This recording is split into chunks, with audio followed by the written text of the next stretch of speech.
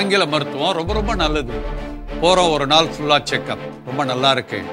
ஆனால் அதே நேரத்தில் நம்ம தமிழ் மருத்துவத்திலையும் பாருங்களேன், இந்த நாடியை பிடித்து விட்டு மிக அழகாக சொல்லி விடுவார்கள். ஆகவே நீங்க இந்த 2 அணுகுமுறையுமே நல்லதுதான். ஹலோ ஃப்ரெண்ட்ஸ், எல்லாம் நல்லா இருக்கிறீங்கன்னு நினைக்கிறேன். உறவுகள் மேம்பட என்ற அந்த ஒரு நிகழ்ச்சியில உங்க எல்லாரையுமே சந்திக்கிறதுல ரொம்ப ரொம்ப மகிழ்ச்சி. வாதம், பித்தம், கபம் என்ற இந்த ஒரு தொகுப்பிலே உங்களை சந்திக்கிறோம். நமக்கு நிறைய உடல் வியாதிகள் தினமும் வருகின்றன. பொதுவாகவே ஒரு வியாதி வந்தால் உடனே நம்ம மருந்தை தான் தேடுறோம். ஆனால் இந்த வியாதிகளுக்கு பின்னால் இருக்கும் காரணத்தை பல நேரத்தில் நாம் தேடுவது கிடையாது. நமது உடலும் மனதும் உணர்வுகளும் இவையெல்லாம் ஒன்றோடு ஒன்று அப்படியே பின்னி பிணைந்து இருக்கின்றன. அதனால உடல் வியாதிகளுக்கு மிகப்பெரிய காரணம் நமது மனது. பொதுவாகவே இந்த மனசுக்கு நாமளும் அதிகமாக முக்கியம் கொடுக்கறது இல்லை, மருத்துவர்களும் அதை பற்றி கவலைப்படுவது கிடையாது.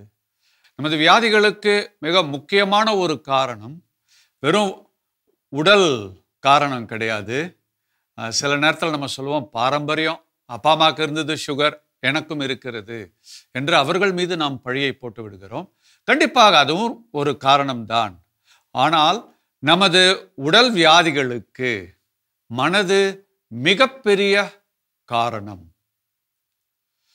அன்பார்ந்தவர்களே, நம்ம இந்தியாவில் மருத்துவத்தை பற்றி மிக அருமையான பாரம்பரியம் உண்டு. தமிழ் மருத்துவத்தில் அந்த காலத்தில் பாருங்க, பாட்டி அவங்க கொடுக்குற வைத்தியம் பாருங்க. மதிய உணவு முடிஞ்சதுமே பாட்டி வெத்தலைப்பாக்கு கொடுப்பாங்க. அந்த வெத்தலையில் இவ்வளோ சுண்ணாம்பு போடணும்னு ஒரு விதி இருக்குது. அதில் இந்த பாக்கு, கொட்டைப்பாக்கு வைத்து விட்டு பிள்ளைங்களை சாப்பிட சொல்லுவாங்க, பேர பிள்ளைங்களை சாப்பிட சொல்லுவாங்க. அதை மென்று விட்டு ஒரு 5 நிமிஷம் கழித்து நாக்கை நீட்ட சொல்லுவாங்க. அந்த நாக்கில் வெத்தலையின் நிறம் இருக்குது பார்த்தீங்களா, சிவப்பாக இருக்கும்னு சொல்லுவோம். ஆனால் அந்த சிவப்பிலே சில மாற்றங்கள் இருக்குது. அதை உன்னிப்பாக கவனித்து உங்கள் உடம்புல என்ன வியாதின்னு சொல்லிடுவாங்க. அது மாத்திரமல்ல, உங்கள் மனசில் எப்படிப்பட்ட எண்ணங்கள் இருக்கின்றன, உங்களுடைய உணர்வுகள் எப்படி இருக்குது, ரொம்ப பதட்டமாக இருக்கிறீங்க, கோபமாக இருக்கிறீங்க, கவலையாக இருக்கிறீங்க, என்ன செய்ய வேண்டும் என்று மிக துல்லியமாக சொல்லிவிடுவார்கள். அதே மாதிரி நமக்கு ஒரு பாரம்பரியம் இருக்குது. குறிப்பாக பெண்கள் கையில் பார்த்தீங்கன்னா இந்த மருதாணி இலையை அரைச்சி அப்படியே தடவுவாங்க. அதில் என்னமோ டிசைன்லாம் போடுவாங்க. கொஞ்ச நேரம் வைத்த பிறகு அதை கழுவிடுவாங்க கையை. அந்த மருதாணி சிவப்பு நிறமாக இருக்கும். ஆனால் அதிலே சிறு மாற்றங்கள் இருக்கிறது. அந்த மாற்றத்தை வைத்து அந்த விஷயம் தெரிஞ்சவங்க உங்களுக்கு என்ன வியாதி இருக்கு, என்ன எண்ணங்கள் இருக்குது, என்ன மாதிரி உணர்வுகள் அதிகமாக இருக்கிறது என்பதை மிக துல்லியமாக சொல்லிடுவாங்க. பாருங்க, எவ்வளோ அருமையான ஒரு மருத்துவம். சரி, ஒரு சித்த வைத்தியர் நம்ம நாடியை பிடிப்பார். எவ்வளவு நேரம்? 30 வினாடிகள். நமது உடல் முழுவதையும் அதில் இருக்கும் ஒவ்வொரு அடையாளங்கள், அறிகுறிகள், வியாதிகள் எல்லாத்தையும் புட்டு வச்சிருவாங்க. மிக தெளிவாக சொல்ல முடியும். அது மாத்திரமல்ல, உங்களுடைய உணர்வுகள், உங்களுடைய எண்ணங்கள், எந்த மாதிரி எண்ணம் உங்களுக்கு இந்த நாட்களில் மேலோங்கி இருக்கிறது என்று தெளிவாக சொல்லிடுவாங்க. என்ன மாதிரி உணர்வுகள் உங்களை ஆட்படுத்துது, என்ன மாதிரி உணர்வுகள் உங்களை கட்டுப்படுத்துது என்பதையும் தெளிவாக சொல்லிடுவாங்க. பாருங்களேன், எவ்வளவு சிம்பிளான எளிமையான ஒரு மருத்துவம். நான் ஒரு குறிப்பிட்ட மருத்துவத்தை உயர்த்தி மற்ற மருத்துவத்தை தாழ்த்தி நான் சொல்லவில்லை. ஒவ்வொன்றையும் எவ்வாறு புரிந்து கொள்வது என்பதை பார்க்கின்றோம். இப்பெல்லாம் நம்ம ஹாஸ்பிட்டல் போனதுமே பெரிய செக்கப், சிஸ்டமிக் செக்கப் என்று பயங்கரமாக அந்த செக்கப்லாம் இருக்கும். அது மாத்திரமல்ல, ஒரு லிஸ்ட் இருக்கும், 100கணக்கான வியாதிகள். சில வியாதிகள் வாயிலே நுழையாதுங்க, அந்த மாதிரியெல்லாம் இருக்குது. ஆகவே இவ்வளோ வியாதிகளையும் பார்க்கும் பொழுது நமக்கு ஒரு குழப்பம். இதில் மிகப்பெரிய குழப்பம் என்ன தெரியுமா? ஒரு வியாதிக்கு மருந்து கொடுத்தால் அது சரியாகும், ஆனால் இன்னொரு வியாதியை அது அதிகமாக்கிவிடும். உதாரணத்துக்கு ப்ரெஷருக்கு நீங்கள் மருந்து எடுக்கிறீங்க, அது ஓகே, ப்ரெஷர் குறைஞ்ச மாதிரி இருக்கும், ஆனால் அது வேறு ஒரு அறிகுறியை, ஒரு அடையாளத்தை, ஒரு நோயை உண்டாக்கிவிடும். அப்போ ஒரே குழப்பம். பாருங்க, நம்ம தமிழ் மருத்துவத்தில் ரொம்ப தெளிவாக இருக்குது. உங்களுக்கு என்ன மாதிரி உடல் வியாதி இருந்தாலும் சரி, என்ன மாதிரி எண்ணங்கள், உணர்வுகள் எப்படி இருந்தாலும் சரி, எல்லாவற்றிற்கும் அடிப்படையானது 3 காரியங்கள்: வாதம், பித்தம், கபம். இது 3மே சமநிலையில் இருந்து விட்டால், ஒன்று ஆதிக்கம் செலுத்தாமல் 3மே சமநிலையில் இருந்து விட்டால் நீங்கள் ஒரு நல்ல மனிதர், நீங்கள் ஒரு புனிதர். அப்படின்னா உங்க உடம்பு நல்ல நிலையில இருக்குது, உங்க மனசு எண்ணங்களும் நல்ல எண்ணங்கள், உங்களுடைய உணர்வுகளையும் நீங்க சரியாக கையாளுறீங்க என்று அர்த்தம். ஆகவே ஒரு பெரிய லிஸ்ட் வியாதிகள் எல்லாம் பார்க்க வேண்டும் என்று தேவையில்லை. பார்க்காதீங்கன்னு நான் சொல்லலை. நான் தமிழ் மருத்துவத்தை பற்றி சொல்லிவிட்டு பிறகு மற்ற மருத்துவத்தை பற்றியும் நான் சொல்கிறேன். உங்களுக்கு என்ன மாதிரி உடல் வியாதிகள் இருந்தாலும் சரி, அடையாளம் இருந்தாலும் சரி, அறிகுறிகள் இருந்தாலும் சரி, அவற்றிற்கெல்லாம் அடிப்படையாக அமைவது 3 விதமான உடல் ஆற்றல்கள். அவைதான் வாதம், பித்தம், கபம். அப்ப நமது முக்கியமான குறிக்கோள் என்னன்னா, இது 3ஐயும் நாம சீராக வைக்க வேண்டும், சம அளவில் வைக்க வேண்டும். அது சமமாக இருந்து விட்டால் வியாதியே கிடையாது. அப்ப உங்களுக்கு தலைவலியிலிருந்து, சுகர் ப்ராப்ளம்ல இருந்து பல வகையான வியாதிகள் வருகின்றன. இதெல்லாமே நல்லா கவனிச்சிங்கன்னா இவற்றிற்கு அடிப்படை இந்த 3 தாங்க. நம்ம பொதுவாக என்ன செய்கிறோம்? தைராய்டு பிரச்சனை, அதுக்கு ஒரு மருந்து. சுகர் ப்ராப்ளம்னா அதுக்கு ஒரு மருந்து. ஹார்ட் கண்டிஷன்னா அதுக்கு ஒரு மருந்து. இவ்வாறு ஒரு பெரிய லிஸ்டே வச்சிருக்கிறோம். தயவுசெய்து அதெல்லாம் நீங்கள் எடுக்காதீங்கன்னு நான் சொல்லவில்லை. பார்ந்தவர்களே, இந்த அறிகுறிகளுக்கு பின்னால் உள்ள நமது எண்ணங்களையும் நமது மனதையும் அதனுடைய உணர்வுகளையும் புரிஞ்சுக்கிட்டு அவற்றை நாம் சீர்படுத்தினால் போதும். உடலும் நன்றாக ஆயிடும், உணர்வுகளும் நல்லா இருக்கும், உங்களுடைய மனதும் சீர்பட்டு விடும். புரியுதுங்களா? அப்ப நமது உடலிலே இருக்கிற இந்த 3 ஆற்றல்களை நல்லா புரிஞ்சுக்கோங்க. என்ன வியாதி இருந்தாலும் அதுக்கு அடிப்படையாக இதுல ஏதாவது ஒன்று ஆதிக்கம் செலுத்துகிறது என்று அர்த்தம். சில பேருக்கு வாதம் ஆதிக்கம் செலுத்தும், சில பேருக்கு பித்தம் ஆதிக்கம் செலுத்தும், சில பேருக்கு கபம் ஆதிக்கம் செலுத்தும். அல்லது இதுல 3த்துல ஏதாவது 2 ஆதிக்கம் செலுத்தி 3வது அது என்ன பண்ணும்? கீழே அழுத்தி விடும். இது போன்று இந்த 3 வகையான ஆற்றல்கள், நம்ம உடம்புல இருக்கிற ஆற்றல்கள், அவற்றின் விளையாட்டு தான் நமது உணர்வுகள், நமது வியாதிகள், நமது எண்ணங்கள். அதனால கொஞ்சம் நம்ம இதனுடைய விளையாட்டை, திருவிளையாடலை நம்ம புரிஞ்சுக்கலாமா? ஃப்ரெண்ட்ஸ், பல வகையான மருத்துவங்கள் இருக்குதுல்ல. ஒன்று ஆலோபதி, ஆங்கில மருத்துவம் அப்படின்னு சொல்கிறோம். ஹோமியோபதி இருக்குது, ஆயுர்வேதம் இருக்கிறது, சித்த மருத்துவம், குறிப்பாக தமிழ் மருத்துவம். சரி, இந்த மருத்துவங்களில் எது சிறந்தது? அன்பார்ந்தவர்களே, நான் ஒரு குறிப்பிட்ட மருத்துவம் தான் உயர்ந்தது, சிறந்தது என்று சொல்ல வரவில்லை. ஒரு உதாரணத்துக்கு எடுத்துக்கலாம். நம்ம பயணம் செய்கிறோம், தினமும் பயணம் செய்கின்றோம்.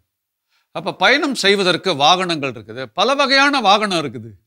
சைக்கிளில் போகலாம், ஆட்டோவில் போகலாம், காரில் போகலாம், பைக்கில் போகலாம், பஸ்ஸில் போகலாம், ட்ரெயினில் போகலாம், ஃப்ளைட்டில் போகலாம், நடந்து கூட போகலாம். பல வகையான பயணங்கள் இருக்கின்றன. அப்போ நம்ம எப்போவுமே ஃப்ளைட்டில் போவோமா? இல்லை. எப்போவுமே நடந்து போவோமா? இல்லை. எப்போவுமே சைக்கிளில் போவோமா? இல்லை. நமது பயணத்திற்கு தகுந்தாற் போன்று வாகனங்களை நாம் அமைச்சுக்குவோம். சில நேரத்தில் நடந்து போவோம், சில நேரத்தில் பைக்கை பயன்படுத்துவோம், சில நேரத்தில் காரை பயன்படுத்துவோம், சில நேரத்தில் பஸ்ஸை பயன்படுத்துவோம், சில நேரத்தில் ட்ரெயின், சில நேரத்தில் ஃப்ளைட்டு. இங்கேருந்து அமெரிக்கா போகணுன்னா நம்ம ஃப்ளைட்டு பயன்படுத்தணும், வெறும் சைக்கிளில் போய் சேர முடியாது. இதே போன்று நமது பயணத்திற்கு தகுந்தாற் போன்று வாகனங்களை நாம மாற்றிக்கிறோம் பார்த்தீங்களா? அதே போன்றுதான் மருத்துவமும். சில பேர் சொல்லுவாங்க, எனக்கு இந்த இங்கிலீஷ் மருந்து மேல எனக்கு நம்பிக்கை கிடையாது, அதனால எப்ப பார்த்தாலும் நான் சித்த மருத்துவம் தான் நான் எடுப்பேன் அல்லது ஆயுர்வேதம் தான். இது சரியான ஒரு அணுகுமுறையா? கிடையாது. ஏனென்றால் ஒவ்வொரு மருத்துவத்திலையும் சில சிறப்பு அம்சங்கள் உள்ளன. புரியுதுங்களா? ஆகவே எந்தெந்த காரியத்திற்கு எந்த மருத்துவத்தை பயன்படுத்தணும் அப்படின்ற ஒரு தெளிவு நமக்கு இருந்து விட்டால் நம்ம உடலையும் மனதையும் நமது ஆன்மாவை கூட சரியாக நாம கையாளலாம். புரியுதுங்களா? உதாரணத்திற்கு சில காரியங்களுக்கு அலோபதி மிகவும் தேவை. உதாரணத்திற்கு நீங்க உடம்பு செக்கப் பண்றீங்க, அதுக்கு கண்டிப்பாக ஆங்கில மருத்துவம் ரொம்ப ரொம்ப நல்லது. போறோம், ஒரு நாள் ஃபுல்லா செக்கப், ரொம்ப நல்லா இருக்கு. ஆனால் அதே நேரத்தில் நம்ம தமிழ் மருத்துவத்திலையும் பாருங்களேன், இந்த நாடியை பிடித்து விட்டு மிக அழகாக சொல்லிவிடுவார்கள். ஆகவே நீங்க இந்த 2 அணுகுமுறையுமே நல்லதுதான். புரியுதுங்களா? இப்ப ஒருத்தங்களுக்கு விபத்து ஆயிடுது, ஒருத்தங்களுக்கு ஹார்ட் அட்டாக் வருது, இது போன்று திடீரென்று வரக்கூடிய வியாதிகளுக்கு கண்டிப்பாக மருத்துவமனைக்கு போங்க. நான் சித்த வைத்தியம் தான் நான் பின்பற்றுவேன் என்று சொல்லி வீட்டிலே இருக்கக்கூடாது. ஆகவே சில காரியங்களுக்கு ஆங்கில மருத்துவம் ரொம்ப நல்லது, சில காரியங்களுக்கு தமிழ் மருத்துவம் மிக நல்லது. ஃப்ரெண்ட்ஸ், ஒரு முக்கியமான ஒரு செய்தி, இந்த நம்ம பார்க்கக்கூடிய இந்த தொடரிலே கண்டிப்பாக நான் ஒரு மருத்துவராக இதை அணுகவில்லை. வாதம், பித்தம், கபம் இவற்றை மனவியல் ரீதியாக, உளவியல் ரீதியாக நாம அணுகுகின்றோம். ஆகவே சில மருத்துவர்கள்லாம் இருப்பீங்க, நான் சொல்வதற்கு நீங்கள் வேறுபட்டு இருக்கலாம். நான் உடல் ரீதியாக உடல் மருத்துவத்தை பற்றி சொல்லவில்லை, மாறாக நமது இந்திய மருத்துவத்தின் சித்தாந்தங்கள், அதில் இருக்கக்கூடிய தத்துவங்களை உங்களுக்கு நான் விளக்குகிறேன். ஆகவே ஒரு டாக்டர்கிட்ட போற மாதிரி, மருத்துவர்கிட்ட போகிற மாதிரி என்னை நீங்கள் அணுக வேண்டாம். புரியுதுங்களா? அதில் இருக்கிற தத்துவங்களை நாம் புரிந்து கொள்ள வேண்டும். உங்களுக்கு வியாதி வரும்போது கண்டிப்பாக நீங்கள் ஒரு மருத்துவரை நாட வேண்டும். அதிலும் நான் ஒரு குறிப்பிட்ட மருத்துவரிடம் செல்ல வேண்டும் என்று நான் சொல்லவில்லை. உங்களுடைய வியாதி, அதனுடைய தன்மை, உங்களுடைய வாழ்க்கை, இதை புரிந்து கொண்டு அதற்கு எந்த மருத்துவம் ரொம்ப பயனுள்ளதாக இருக்கிறதோ அதை நீங்கள் கண்டிப்பாக அணுகினால் மிகவும் ஆரோக்கியமாக இருப்பீர்கள். பாருங்க, நமது உடலுக்கும் மனதிற்கும் உணர்வுகளுக்கும் மிக நெருங்கிய ஒரு தொடர்பு உண்டு. அன்பார்ந்தவர்களே, எப்பெல்லாம் நமது மனதிலே எதிர்மறையான எண்ணங்களும் எதிர்மறையான உணர்வுகளும் ஏற்படுகிறதோ தானாகவே நமது உடம்புல வேதியியல் மாற்றம் ஏற்படுகிறது, நமது கெமிஸ்ட்ரி மாறுகிறது. புரியுதுங்களா? திடீரென்று ஒரு நாய் உங்களை நோக்கி குலைச்சிட்டு விரட்டிட்டு வருது, அப்ப தானாகவே உங்களுடைய உடலோட வேதியியல் மாறி விடுகிறது. உங்க குழந்தைய எடுத்து அரவணைக்கிறீங்க, உங்க உடம்பு ஒரு விதமான வேதியியல் பெறுகிறது. உங்க நண்பர்களோட நீங்கள் பேசிக்கொண்டிருக்கிறீர்கள், உங்க உடம்பு மாறிடும். உங்களுக்கு பிடிக்காதவர்களை எப்படி பார்க்குறீங்க, உடனே உங்களுடைய உடலே மாறிவிடுகிறது. உடலுக்குள்ள இருக்கிற அந்த வேதியியல் முழுமையாக மாறிவிடுகிறது. உங்களுடைய ஒவ்வொரு எண்ணம், ஒவ்வொரு உணர்வு, பாருங்க, இது ஒரு வினாடி கூட கிடையாதுங்க, இவ்வளவு நேரம் தான், அதற்குள் உங்களுக்குள் வேதியியல் மாற்றங்கள் ஏற்படுகின்றன. பாருங்க, ஒரு நாய் உங்களை பார்த்து குலைக்கும் போது நம்ம பிடி உஷாவோட ரொம்ப வேகமா ஓடுவோம். அந்த நேரத்துல முடியாதவங்க கூட மிக அருமையாக ஓடுவார்கள். ஏனென்றால் வேதியியல் மாற்றம். அதே நேரத்தில் உங்களுக்கு பிடிச்சவங்களை பார்க்குறீங்க, உங்க உடலே மாறிவிடுகிறது. ஒவ்வொரு எண்ணம், ஒவ்வொரு உணர்வுக்கு தகுந்தாற் போன்று நம்ம உடம்புல ரசாயனங்கள் சுரந்து கொண்டே இருக்கின்றன. இந்த ரசாயனங்கள் உடம்புக்கு எவ்வளவு நேரம் தேவை தெரியுமா? ஒரு 2 நிமிடத்துல இருந்து ஒரு 5 நிமிஷம், அவ்வளவுதான். உதாரணத்துக்கு நாய் விரட்டுது, அப்ப உடம்புல சில ரசாயனம் தேவை, குறிப்பாக அட்ரினலின் என்று நாம் சொல்லக்கூடிய ஒரு ரசாயனம் தேவைங்க. ஆனால் நம்ம தப்பிச்சுக்கிட்டோம் நாய்கிட்ட இருந்து, அதுக்கப்புறம் அது தேவைப்படாது. அப்ப நம்ம உடம்பு என்ன செய்யும்? அந்த ரசாயனத்தை வெளியே தள்ள வேண்டும். இங்க தாங்க ஒரு பிரச்சனை. இறைவன் நம்ம உடம்பை எப்படி தெரியுமா படைச்சிருக்கிறாரு? நம்ம உடம்புல என்னென்ன ரசாயனங்கள் ஒரு சிறு மாற்றம், வேதியியல் மாற்றத்தை ஏற்படுத்துதோ அது எவ்வளவு நேரம் இருக்கும்? ஒரு 2 நிமிஷம். அதன் பிறகு நமது உடம்பே அந்த உள்ள இருக்கிற ரசாயனங்கள், கழிவுகள் எதையுமே உள்ளே வைத்துக் கொள்ளாது, உடம்பே வெளியே தள்ளிவிடும். எவ்வளவு நேரத்துல? சில நிமிடங்களிலே நமது உடலை தூய்மைப்படுத்திவிடும். புரியுதுங்களா? நமது உடலுக்கும் மனதிற்கும் அந்த ஆற்றல் உண்டு. உதாரணத்திற்கு உங்க உடம்புல ஒரு குறிப்பிட்ட ஒரு ஒரு ரசாயனம் உள்ள போகுது, அது உடம்புக்கு நல்லதல்ல என்று சொன்னால் அது உடனே அதை தூய்மைப்படுத்திவிடும், வெளியே தள்ளிவிடும். புரியுதுங்களா? உங்களுக்கு நல்லா தெரியும், ஒரு முள்ளு சதையில போய் மாட்டிட்டு இருந்தாலும் அது என்ன பண்ணும்? லேசாக அந்த இடத்துல சீழ் வைத்து அந்த முள்ளை வெளியே தள்ளிவிடும். உள்ள இருக்கிற சில கழிவுகள் என்ன பண்ணுது? புண் ஏற்படும் பொழுது ஒரு ஆணியாக மாறி வெளியே வந்துடும். உடம்பு எப்பொழுதுமே கழிவுகளையும் தேவையில்லாத ரசாயனங்களையும் அமிலங்களையும் உள்ளே வைக்காது, அது வெளியே தள்ளிடும். அதுதான் உடலுடைய ஒரு இயல்பு. அதே மாதிரி மனதிற்கு வரலாம். குழந்தைங்களை பாருங்க, பயங்கர கோவப்படுவான். ஒரு 5 நிமிஷத்துல பாருங்க சிரித்து விளையாடி கொண்டிருப்பார்கள். ஒரு நேரத்துல பாத்தீங்கன்னா அண்ணனும் தங்கச்சியும் ஒருத்தர் அடிச்சுக்கிட்டு மல்லு கட்டிக்கிட்டு இருப்பாங்க, மல்யுத்தமே நடந்துட்டு இருக்கும். ஒரு 10 நிமிஷம் கழிச்சு பாருங்க 2 பேரும் கை கோத்து ஜாலியா விளையாடிட்டு இருப்பாங்க. ஏனென்றால் நமது மனதிற்கு ஒரு தன்மை உண்டு. எப்படிப்பட்ட ஒரு உணர்வு நமக்கு ஏற்பட்டாலும் சரி அது ரொம்ப நேரத்துல தங்காது. கோபம் வந்தாலும் சரி, என்ன 2 மணி நேரம் ஆகாது, ஒரு 2 நிமிஷத்திலே அது வெளியே தள்ளிவிடும். பயம் வந்தாலும் சரி, அந்த பயப்படுகின்ற பொருள் நம்ம விட்டு போயிட்டா போதும், தானாகவே உடல் அந்த அந்த பயத்திலிருந்து வெளியே வந்துவிடும், பயம் தணிந்து விடும். அதே மாதிரி கவலை ஏற்படுகிறது, ஏதோ ஒன்று இழக்கிறீங்க, கவலை ஏற்படுகிறது, கொஞ்ச நேரத்துக்கு இருக்கும் அந்த கவலை. அதன் பிறகு தானாகவே மனம் அந்த கவலையை வெளியே தள்ளிவிடுகிறது. பாருங்க, உடல் ரீதியாக எடுத்துக்கொண்டாலும் தேவையில்லாத பொருட்கள் நம்ம உடம்புல தங்க முடியாது. ஏனென்றால் உடலுக்குள்ளே சுத்தம் செய்கின்ற அந்த தன்மை இருக்கிறது. எப்படிப்பட்ட நச்சு பொருள் உள்ள வந்தா கூட, ரசாயனங்கள் உள்ள வந்தா கூட உடல் அதை தூய்மைப்படுத்திவிடும். அதே மாதிரி நமது மனதில் ஏற்படுகின்ற எண்ணங்கள் கூட ரொம்ப நேரத்துக்கு இருக்காது. அதாவதுங்க, நீங்க ரோட்டு ஓரத்தில் நிற்கிறீங்க, வாகனங்கள் போயிட்டே இருக்குது. அந்த வாகனங்களை நம்ம பார்த்து கொண்டே இருந்தால் எல்லா வாகனமும் போயிட்டே இருக்கும், நமக்கும் அதற்கும் தொடர்பு இல்லை. ஆகவே நம்ம உடல்ல வர ரசாயனங்களும் சரி, எண்ணங்களும் சரி, உணர்வுகளும் சரி, இந்த வாகனங்களை போன்றவை அது வந்துகிட்டே இருக்கும், போயிட்டே இருக்கும். நீங்க ரோட்டு ஓரமா உட்காந்து பார்த்து கொண்டிருந்தால் போதும், எல்லா வண்டியும் அப்படியே வரும், உங்களை கடந்து போய்விடும். வியாதினா என்ன?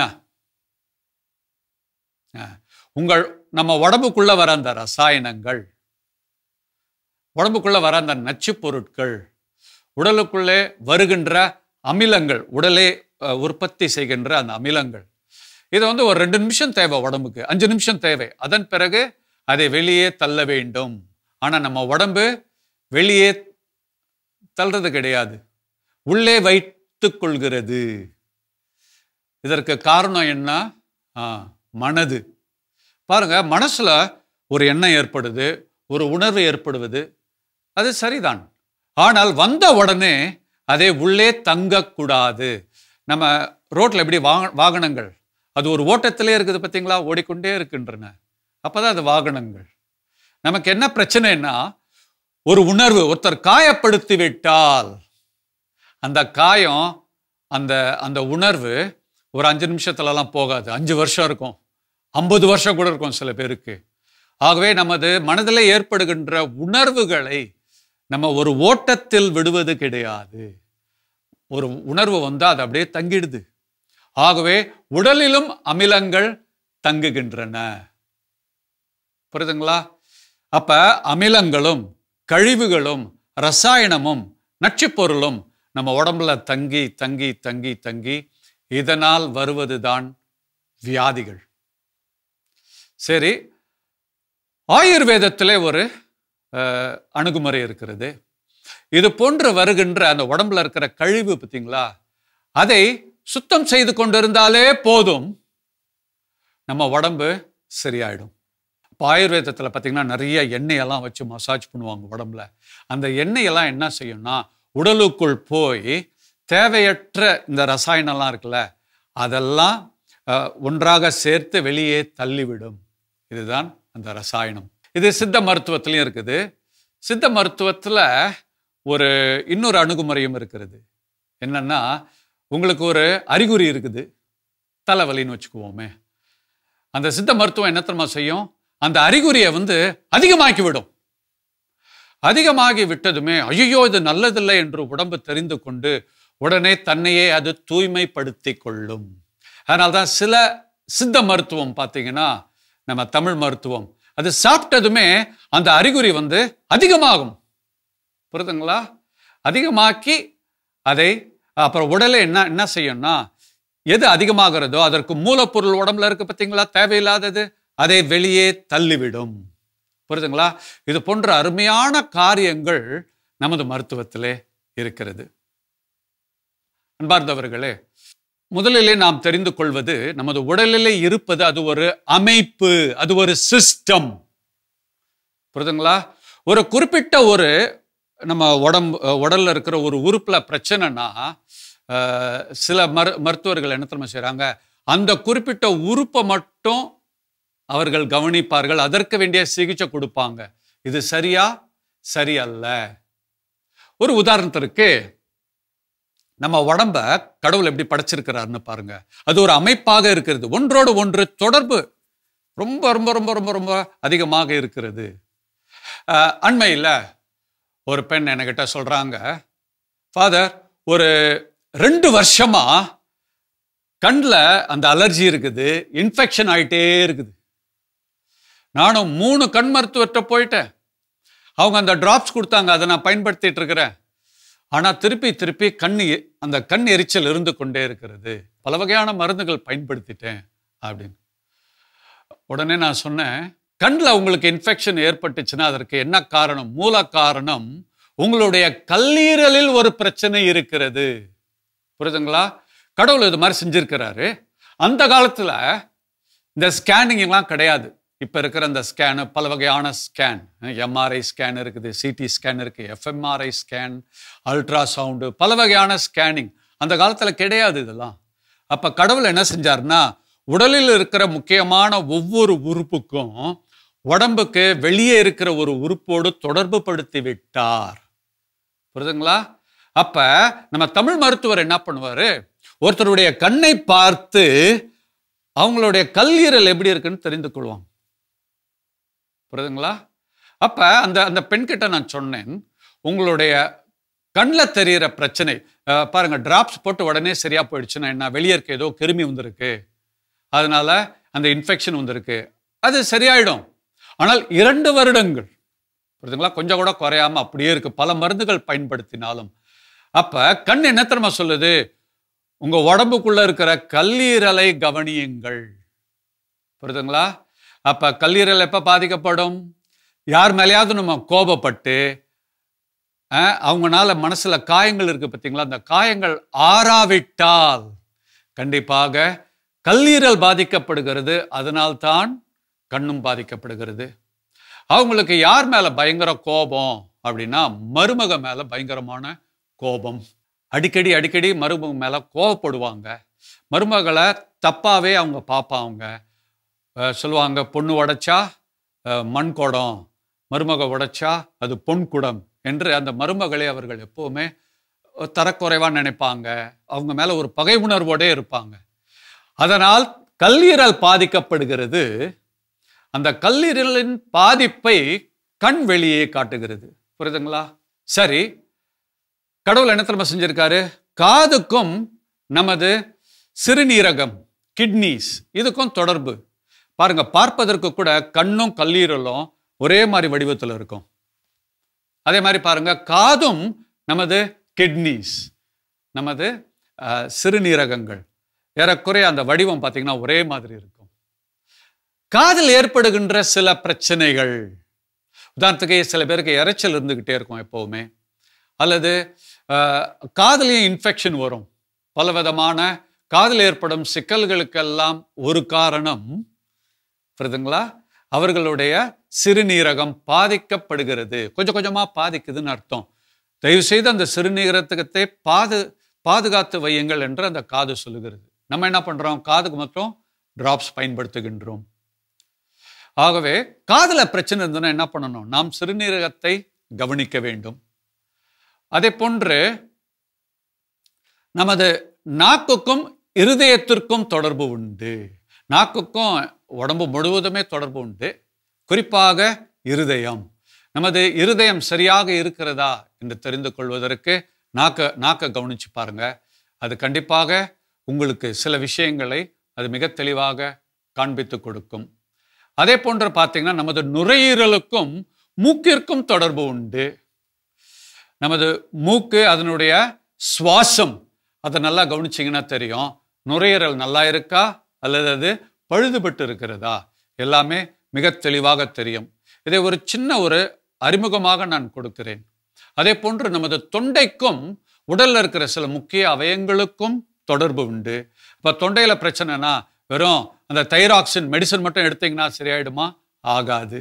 ஏனென்றால் அதனுடைய வெளிப்பாடு, அதனுடைய வேர் எங்க இருக்குது, வேறு ஒரு உறுப்பில் இருக்கிறது. ஆகவே நம்ம எல்லாருமே நமது உடல், நமது மனது, உணர்வு, எண்ணங்கள் இவையெல்லாம் ஒரு அமைப்பாக இருக்கின்றன, ஒன்றோடு ஒன்று பின்னி பிணைந்து இருக்கின்றன என்று அறிந்து கொண்டு இந்த ஒரு எண்ணத்தோடு, இந்த ஒரு புரிதலோடு நமது உடலையும் மனதையும் உணர்வுகளையும் அணுகினால் கண்டிப்பாக நாம் ஆரோக்கியத்துடன் மகிழ்ச்சியுடன் இறைவனது அன்பு பிள்ளைகளாகவும் வாழ முடியும். தொடர்ந்து இதை பற்றி நாம் சிந்திப்போம். நன்றி, வணக்கம். பித்தம் என்பது நமது கல்லீரல், இதுதான் அதனுடைய தலைமை செயலகம். அதே போன்று கபம் நம்முடைய இருதயம்.